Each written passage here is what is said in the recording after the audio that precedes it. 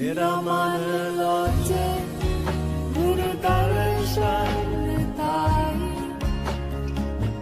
Dilakare Chatikakiniai Vikana Utara Shantana Aga Darshan Sangha Pyare Jiyo Ogoli Jiyo Olegumai. Здравейте, приятели! Днес ще направим един разклад на тема какво си заминава завинаги от нашия живот и какво предстои от портала на затъмненията. Сега сме в един такъв уникален период, в който абсолютно можем да пренапишем своята съдба за 20 години напред. Нали, аз обичам да закръглям, иначе се води за 17 години, но сега в момента ние извършваме един преход и нещата се нареждат за наше добро, колкото и страшно да изглежда в момента. Тъй като изчезва самата система карма. Какво означава кармата? Значи когато са направили системата на прираждането, прираждането е възникнало от необходимостта човек да учи грешките, които е допуснал сега в последствие. И тъй като тази система се заминава, както и свършва вече времето на дуалното, т.е. на триизмерното пространство и разделението на доброто и злото, сега в момента ние правим преход към божественото начало и проистича голямо разделение на пространството, тъй като в Вселената е имало и ще има, ще продължи да има такива пространства, които се водят божествени, чисто божествено пространство, чисто демонично пространство, както и смесено божествено и демонично пространство на едно място. Нашата планета досега беше в това пространство, където и божественото и демоничното присъства в нас и навсякъде около нас. И ние минаваме в пространство, където ще присъстваме само към божественото начало. Ще ни се отворят пътищата към планетите, измеренията, които са божествени с висока и чиста енергия. Там зло не съществува, негативна енергия не съществува.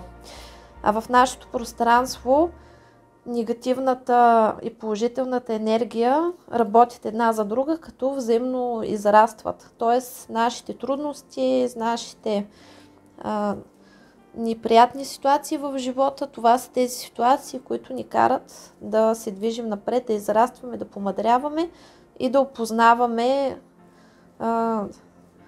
така наречената дуалност. Тоест винаги се случва необходимото зло, за да ни изведе към необходимото добро и за да може доброто да възтържествува и да се развива максимално божественото начало в човека. И сега в живота на много хора проистичат катаклизми, защото кармата изчезва и ние вече нямаме време да плащаме своите дългове и своите грешки, нямаме време да ги учим в следващи животи, а ги учим тук и сега. И затова в момента се отключват различни програми, които носим от миналите животи, както и се изсипва всичко родово върху нас и ние го разгребваме, го решаваме, го пречистваме го и излизаме на ново ниво. Негатива го разчистваме по този начин. Сега в момента проистича разделение, душите се разделят. Тези души, които нямат натрупани опити, са прекалено млади души, те се ориентират и избират да останат в дуалното и да продължат да израстват чрез демоничното си начало и да развиват божественото чрез него. Затова наша задачка е да не си хабим енергията, да спорим с други хора. Не бива да играем ролята на спасители, трябва да уважаваме волята на другите. Всеки се ръководи от душата си и избира посоката, която е необходима за неговата еволюция.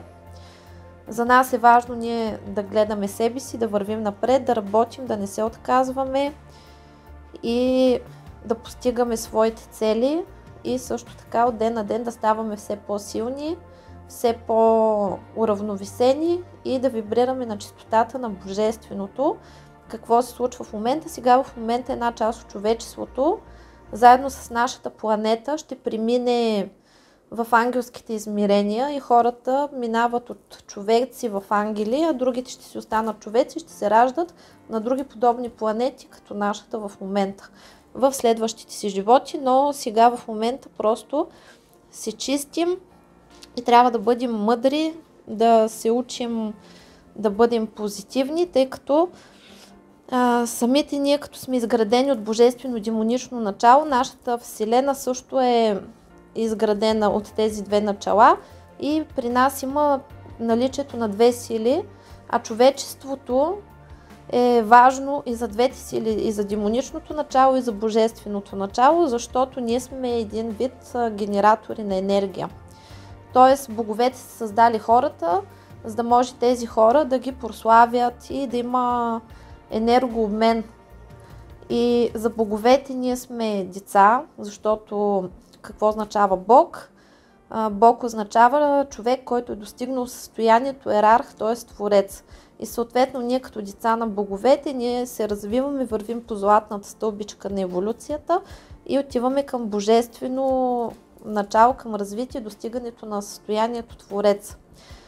И затова, когато човек потъне в негатива, т.е. оплаква се, жалва се, страда, мрази, завижда, изпитва негативни емоции, той се намира на ниска чистота, т.е. той е на ниско ниво и не може да се вдигне на високо ниво и съответно демоничните сили, които обитават в нисшите нива, те не му позволяват на този човек да изплува нагоре, защото той за тях е донор.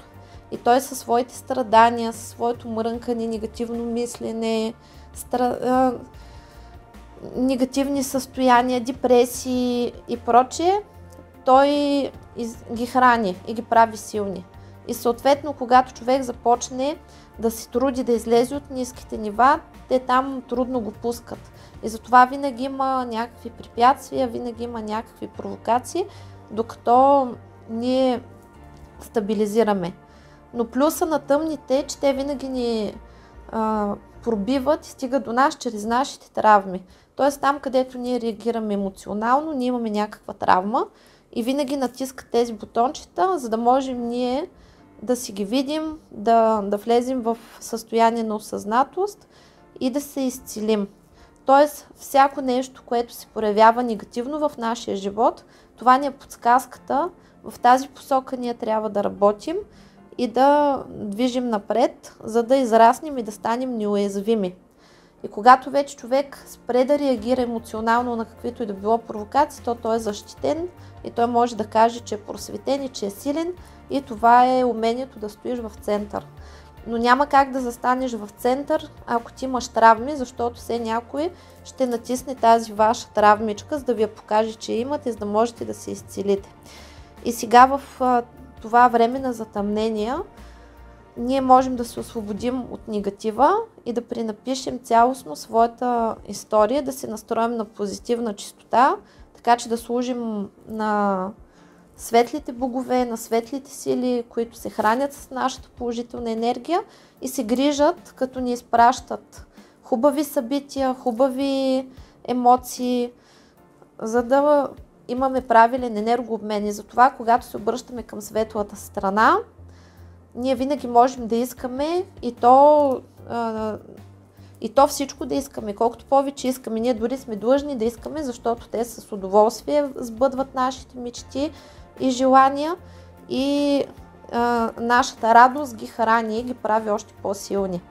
Затова наша задачка е да бъдем отворени, да желаем всичко, което душата ни желае и да формулираме правилно своите желания, за да се сбъдват. И за тези хора, които смятат, че безплатен обяд няма, да, няма безплатен обяд, но вие с своите желания, с енергията, които влагате, с времето и енергията, които отделяте, за да се изцелявате и да взаимодействате с висшите сили, то вие плащате с това нещо. И примерно, висшите сили може да са ви дали някакъв талант. Обаче този талант дали ще го развиете или няма да го развиете, зависи от вас. Вие може да сте най-талантливият човек на света, обаче ако не вложите своята енергия и време вътре в развитието на този талант, то вие се смятате като човек, който е профукал своя талант и е провалил своята мисия на Земята. Така че безплатен обяд наистина няма и нищо даром не идва на тази земя. Много са малко душите, които са тук на Земята в отпуска и това са такива души, които в минал живот са натрупали страшно много блага, добри дела, хубава карма и в този живот се раждат в такива семейства, в които са милиардери, милиардери и им е дадено от самото начало да живеят и да се радват на Земята, но това са единици. Или примерно такъв човек, нали, това са хора, които живота им преминава в пътешествие, в наслаждение на живота, но въпреки всичко, дори тези, които са дошли на почивка, пак учат някакви неща. Пак работят за себе си, пак имат уроци да учат. Така че реално няма никой, който да е дошъл тук да лентяйства. Щом се намираме в това измерение, от нас се иска да поемаме лична отговорност и да ръководим успешно съдбата си. И сега в новото време, в което влизаме, от нас се изисква също да поемаме лична отговорност за изборите, които правим. Тъй като никой не ни е виновен, ако ние се носим по течението и, нали, човек, който не поема отговорност за живота си, прилича на една лодка, примерно, или на един кораб, който се носи по едно течение, без някой да управлява руля, без да управлява лодката. Какво се случва с такава лодка? Тя се удря от камъни в дънири и може да се разбие. И това, че се е разбила, виновен е този, който не е поел управлението на лодката, т.е. вие. И затова от вас се изисква да бъдете отговорни, да пазите себе си, да отстоявате своите интереси, ясно и конкретно да знаете какво искате и да го постигате. И когато взаимодействате с другите хора, вие сте хората, които определяте какви хора да има във вашата съдба и в вашето пространство. Никой друг. И ако вие избирате да стоите при хора, които ви мачкат, унижават, изтизават и прочее, то никой не е виновен за това нещо, освен вие самите. Защото вие определяте какво се случва във вашия живот. И аз, например, за себе си съм взела решение, че ако един човек, ако ще е папа римски да е, не ме ли уважава, не се ли държи добре с мен, той няма право да бъде при мен в моя живот. И между всички хора трябва да има една здравословна дистанция. И най-вече да знаем, че всяка една душа е дошла тук на Земята, за да си учи уроците, всяко нещо, което е дадено е спрямо нейните сили и съответно да не се изживяваме като спасители, защото това спасителство, изземване и прекалено опекунство върху другите хора води до създаване на врагове, защото ние първо унижаваме другия човек, като смятаме, че той не е способен да се справи с задачите, които има. И когато му изземваме функциите, ние го лишаваме от възможността да учи. Поради тази причина такъв човек задължително става наш враг и започва да се държи лошо с нас. А ние от ролята на спасителите започваме да ревем, че света е пълен с неблагодарности. Аз на него или на нея всичко, а той неблагодарен. Трябва да има правилен енергообмен. Аз на теб, ти на мен. И това е времето, в което сега се учим. И сега в това време на прехода ескалират абсолютно всички негативи, които имаме и си заминават. И нашата съдба се пренаписва. Как се пренаписва нашата съдба?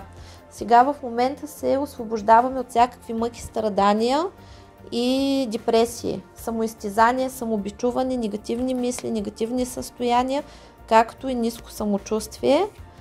И най-вече се освобождаваме от негативните отношения и състояния, зависимите отношения във връзката.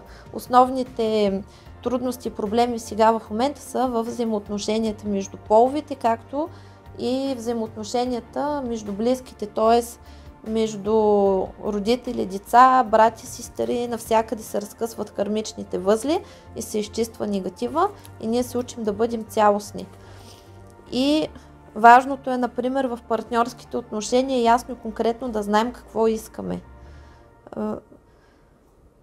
Давам ви един пример с една история, където една моя колежка ми разказваше за една жена, която отишла при нея и псувала друга гадателка или гледачка, друга наша колежка, защото когато била млада, тя имала двама ухажори и избирала между двамата.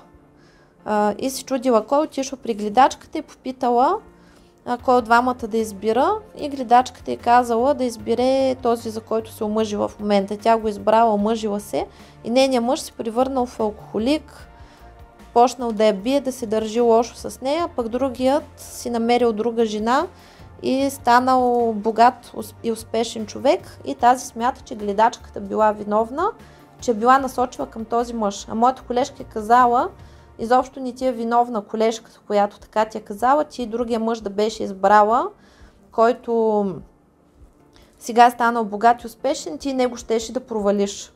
Защото ти си човек, който има негативно мислене, който тероризира другите, който не очаква нищо хубаво в живота си и ти като жена не можеш да захраниш мъжа, за да стане успешен и чакаш всичко наготово.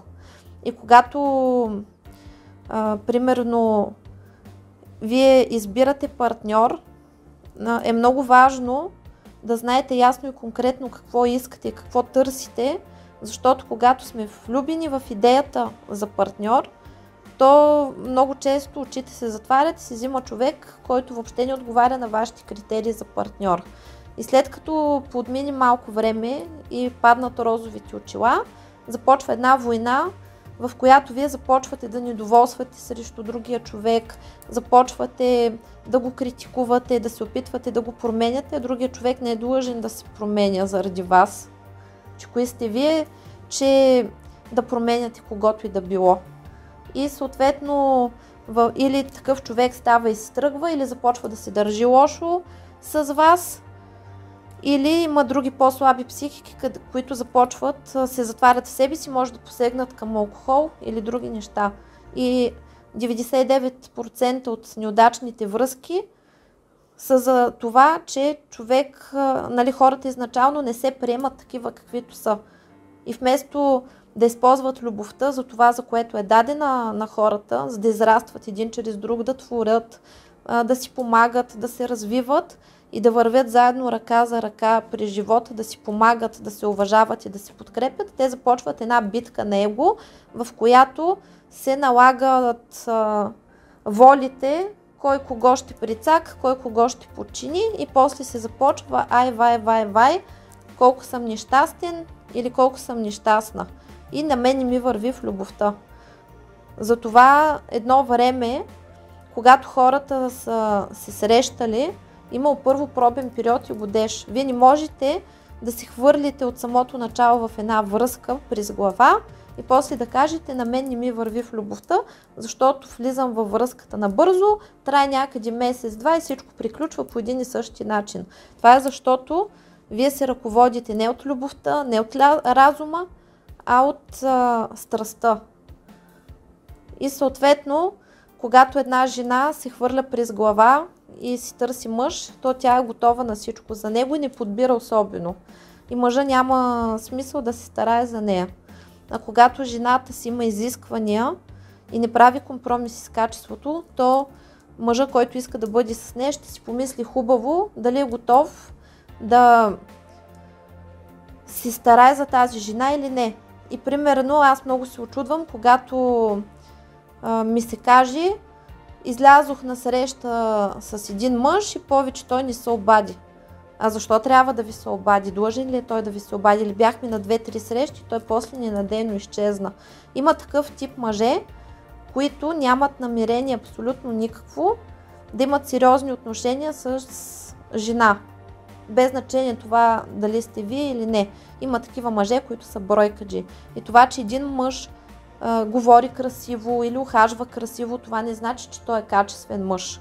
Или един мъж, ако е добър приятел и се разбирате добре като приятели, това не значи, че ще бъде идеалният ви любим. Всеки човек има различни роли и вие трябва реално и конкретно да виждате човека какъв е. И когато се запознавате с един мъж, на първата среща вие не трябва да ходите с идеята дали това е бъдещия ми мъж.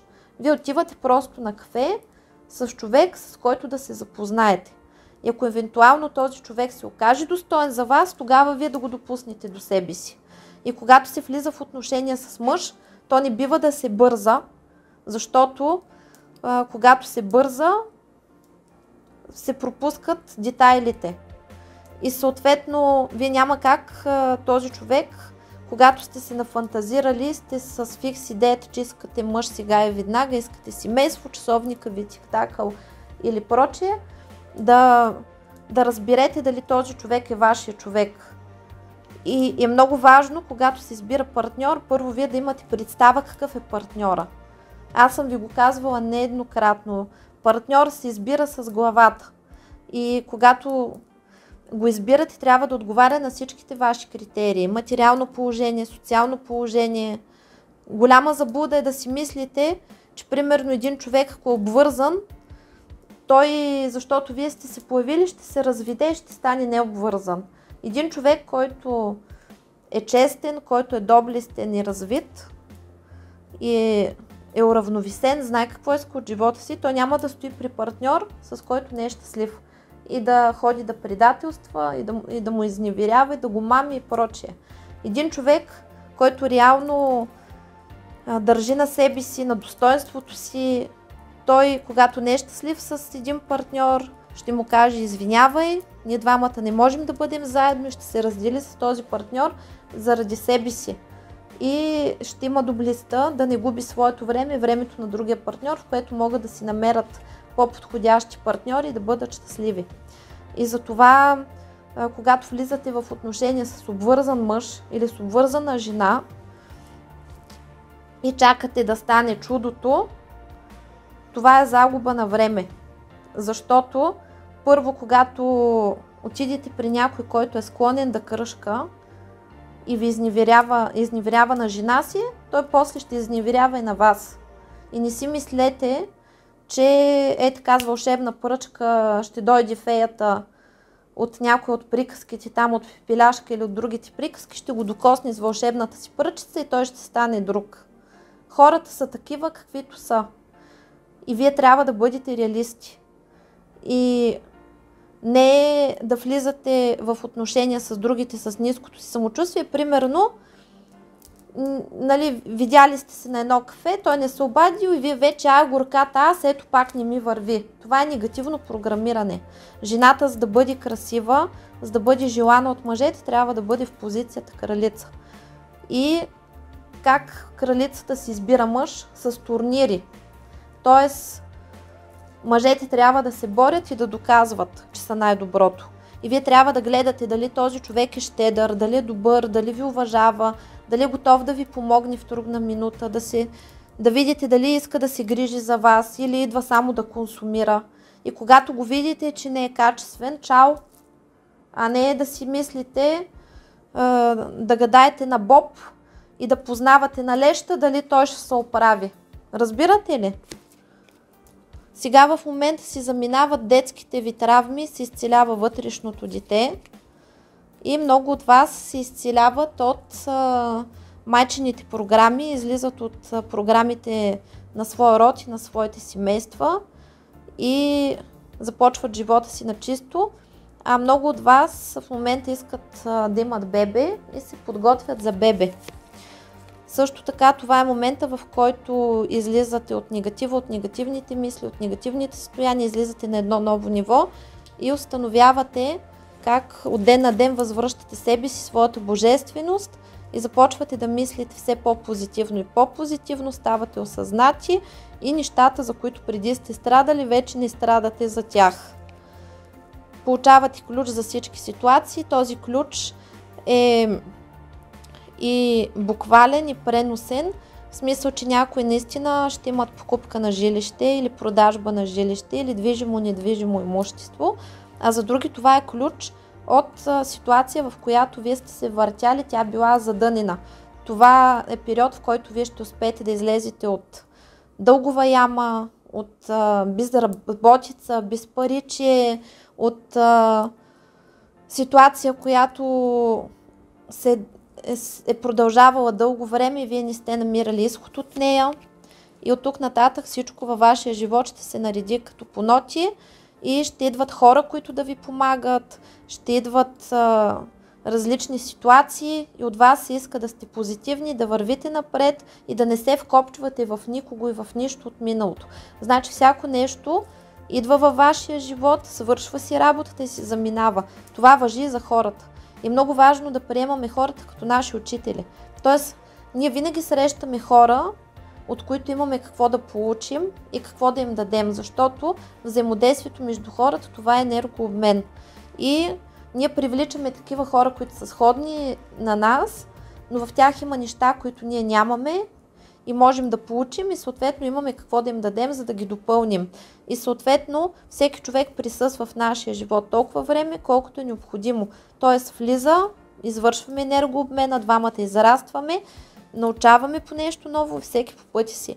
И когато се вкопчвате в някой човек, който трябва да си тръгне от вашия живот, то вие изпадате в застой, започвате да страдате, вашата енергия изтича в астрала. И вас ви накачват различни паразити, които започват да ви източват и от ден на ден започвате да страдате още повече, защото започвате да служите на тъмното начало и да захранвате тази полярност на света с негативната енергия.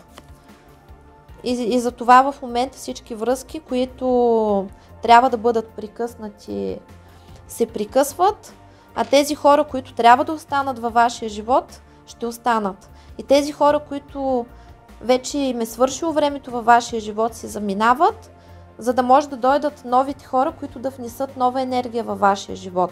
Защото когато въртите едно и също, енергията тинясва и вие потъвате в ежедневието и в рутината и започвате да страдате. Никоя душа не е създадена да засяда и да стои на едно място. Когато се появи тази рутина, означава, че вашата енергия е застояла, блатясала, тинясала и вие започвате да страдате вътре в ситуацията и в пространството, където сте заседнали.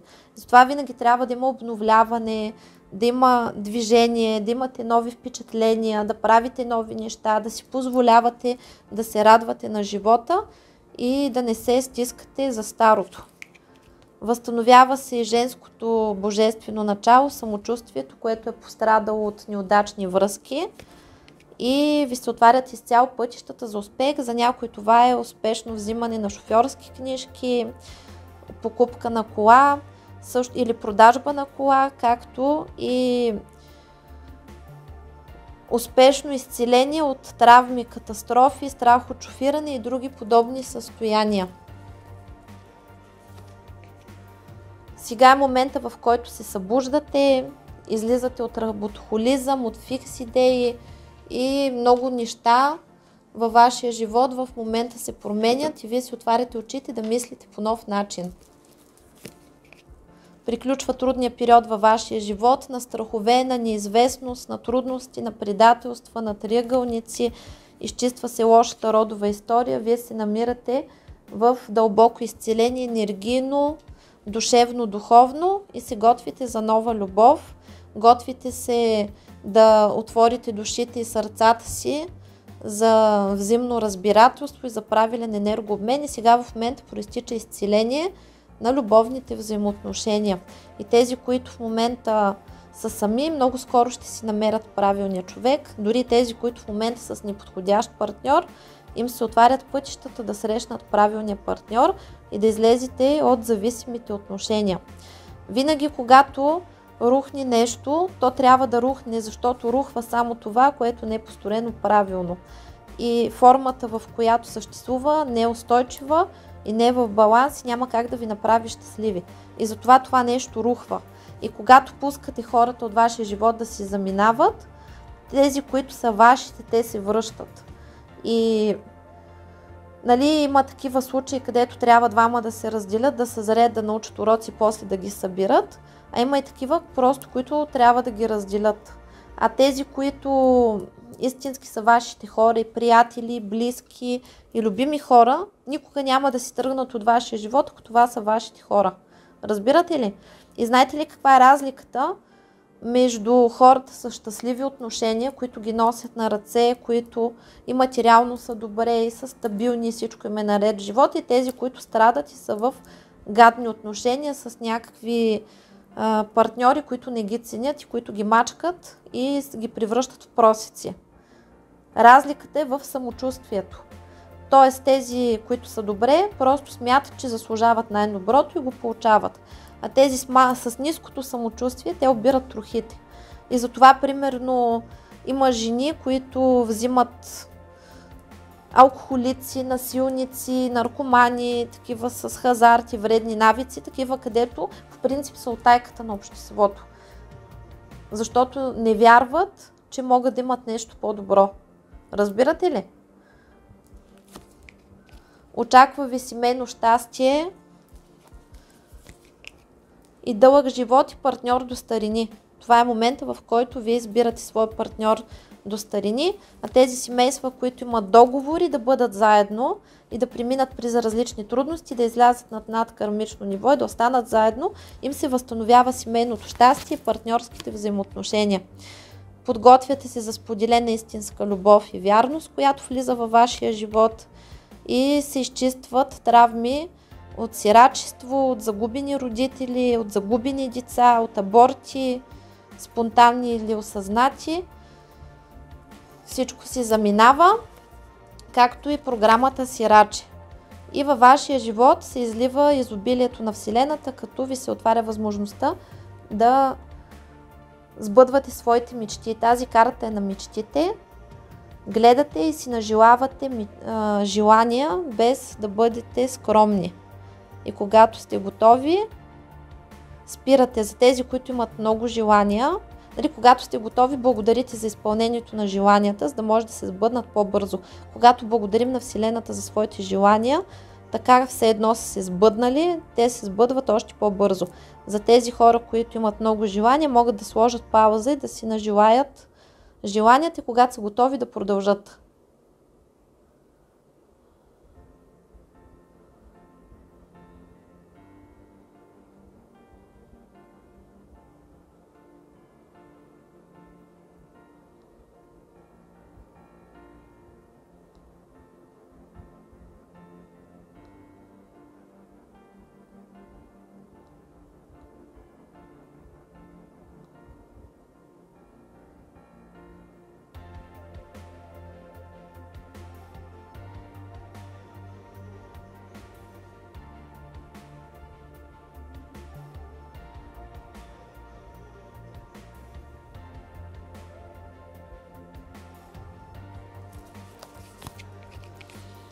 Сега сте в период, в който се освобождавате от негативни хора, от хора, които не са на вашето ниво, от хора, които не ви ценят. Освобождавате се от първичните си емоции и се учите да избирате партньора по най-добрия начин за себе си. Изцелява се травмата отдаване, както емоционалното отдаване, емоционалните негативни състояния си заминават. Получавате мечтаната и бледнувана сватба, която искате. Приключвате със сложните и тежки кармични отношения от разногласията и неудачните връзки и отношения и сте свободни да живеете където искате и както душата ви мечтае. Излизате от задънените улици, от обсебването, от засядането, от страховете, от плен, от емоционална зависимост, от енергийна зависимост, от клопката на обстоятелствата, които дълго време са въртяли живота ви в негативен аспект. И в момента се настройвате за новата си реалност, която започва да се променя с всеки изминал ден и с всеки изминал ден вашия живот става все по-добър и по-добър и вашите проблеми, нещастия и преживявания си заминават.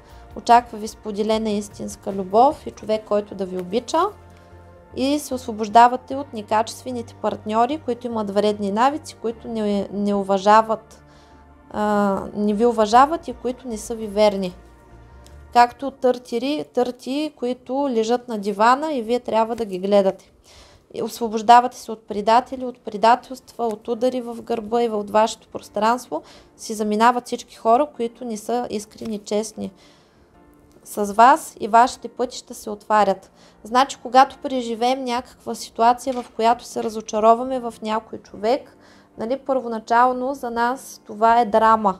Това е нещо много неприятно, което ни се случва, обаче това нещо е за наше добро, защото такива хора, които не са искрени, които са предатели, които са лицемерни, пред нас се правят на много добри и честни, се правят, че ни обичат, това са хората, които ни дърпат в блатото и пречат да бъдем себе си и да се развиваме. И затова неприятно е, когато разкриеш лицето, истинското лице на някого и се разочароваш, но това е за ваше добро, защото вие първо се учите да разпознавате тези хора и второ, вашето пространство се разчиства от подобни екземпляри и пътищата ви се отварят за успех.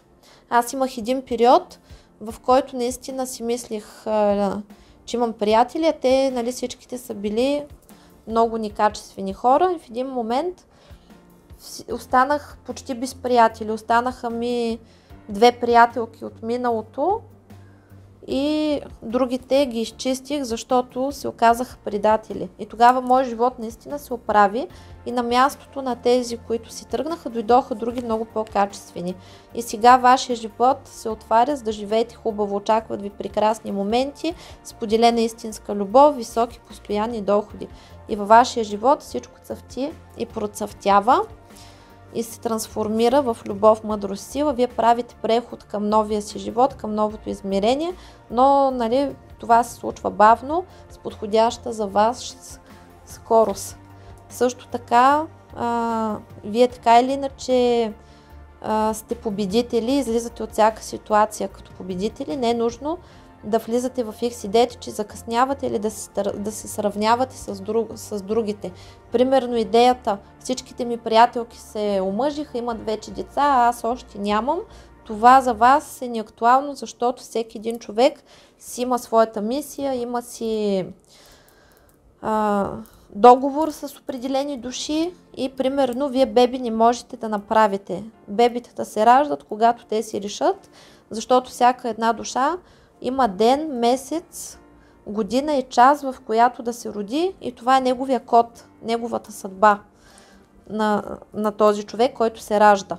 И затова не бива да изпадате в психопатщина, когато примерно искате дете, не ви се получава. Детето ще дойде, когато той си реши. За вас е важно с вашия партньор да правите любов и да се наслаждавате на вашата интимност, на вашата близост и тогава в енергията на вашата любов душата слиза и се програмира по най-хубавия начин с най-хубавата енергия. Учите се да спазвате закона на равновесието, да не се раздавате прекомерно на другите, защото накрая винаги пиете по една чаша студена водица и тази чаша студена водица, която сте пили, ви учи да не заслужвате ничия любов, да гледате реалистично на хората, да имате точна преценка и да спазвате тази здравословна дистанция, която да ви дава възможност да се предпазвате от прекомерно обсебване, от прекомерно предоверяване и ви предпазва от използвачество. И се възстановяват отношенията с възрастните, с родителите и сега в момента се вижда, че много хора се разделят, но някои от вас се разделят временно, а тези, които са сами, просто е въпрос на време да срещнат правилния човек. А тези, които са в некачествени отношения, просто трябва да пуснат партньора, който не ги прави щастливи, за да позволят да дойде този, който ще ги направи щастливи. И да не се страхувате, че ще останете сами, защото много хора стоят в нещастни отношения защото се страхуват да не останат самички, че няма да намерят друг партньор. И тук вижте сили ви казват, че ви е дадено да имате голямо и щастливо семейство и от вас зависи да изберете най-доброто. Също така тези, които чакат бебче, предстои бебче, живота ви се уравновесява, изчезват проблемите с вашите деца, неразбирателствата, трудностите, възстановява се матрицата на вашите деца, изчезват неразбирателствата, вредните навици, лошите приятелства, изцелява се цялата матрица, която върви по рода. И да, може да сте ранени, но сте вече добре защитени от всичко, което сте преживели и вече ви се показва пътя, излизате от най-сложните и трудните заплетени ситуации, в които сте се намирали. Самите висши сили са с вас и ви помагат и се показва, че самите вие се изцелявате от момента на раждането си и се освобождавате от родовите, обществените и семейните сценарии и програми, които ви пречат да бъдете себе си и да осъществите своята мисия. А пак, нали, за тези, които чакат бебче, успешно раждане на беби. Много от хората, които в момента преживяват загуба на близки хора чрез смърт, тези хора ще се върнат обратно при вас като ваши деца или внуци.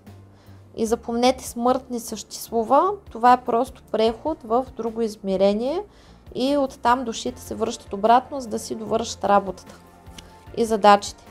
Излизате от негативното състояние, когато чакате все нещо лошо да ви се случи, сте настроени враждебно към хората, приключва и този магаришкия период с празните десаги, когато сте полагали много усилия, нямали сте никакви резултати и сега сте свободни. Свободни сте от карма, от трудности, от безпаричие, от нещастни отношения, от мъки и страдания и излизате на едно ново ниво. И сега сте в процес на духовно израстване, осъзнаване и с всеки изминал ден вашето съзнание ще се променя и ще излиза на едно ново ниво, по-осъзнато, когато ще виждате света с нови очи, ще разбирате страшно много неща и ще имате нови идеи, нови възгледи, нови знания. Също така това е събуждане, което е необходимо и когато вие развивате своята интуиция и своите способности и успешно пренаписвате съдбата си. И за много това е намиране на мечтаната работа, на която ще работите с любов, ще имате високи постоянни доходи и ще можете да постигате всичко, което искате. Тоест това е период, в който трябва да заложите своите планове и мечти, за да може да ви се сбъднат. И тези мечти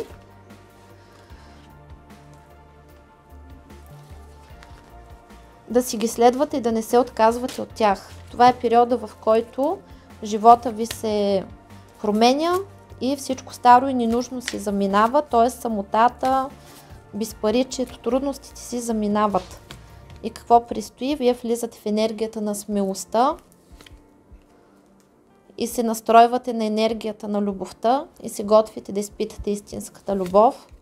Също така това е период, в който получавате посвещение и в това посвещение на енергиите на благост и божествена любов и изобилие, вие се пробуждате и влизате в енергията на справедливостта и разбирането и получавате свобода от всевъзможни негативни състояния, като преминавате през трансформациите, приключвате с стария начин на живот, с трудностите, с негативните енергии, с проблемите и вашето съзнание се разширява, възможностите ви се разширяват, излизате от изкушенията и зависимостите и влизате в енергията на стабилността и развивате своите добродетели.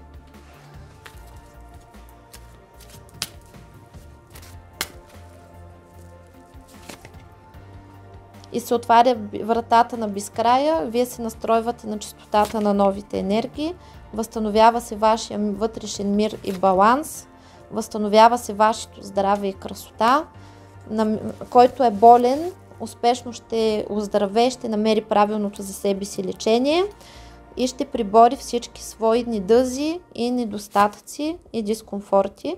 Сега вие получавате посвещение от висшите сили, от вашите наставници и се освобождавате от свободата, и се освобождавате от самотата и получавате емоционална свобода. И трябва да знаете, че никоя душа не е сама, защото с нея има цяла тайфа от хранители, пазители, духове. Сега е времето, в което вие влизате в сила и побеждавате всичко. Това е период на възход, когато вдигате ниво и постигате всички свои мечти, които сте си начертали, и получавате благословията и на рода, и на висшите сили. И това е период на трансформация, когато вие се трансформирате и придобивате цялостност и се вдигате на ново ниво и влизате в божествена хармония с себе си, с Вселената, и сте способни да се радвате на нейното изобилие, защото човек, който е в хармония с енергиите на Вселената, винаги има всичко, което му е необходимо, и съответно вие се влизате в златния век чрез своето висше съзнание, което се развива тук и сега. Събуждате се, проглеждате се и служите като катализатор на промяна за всички други.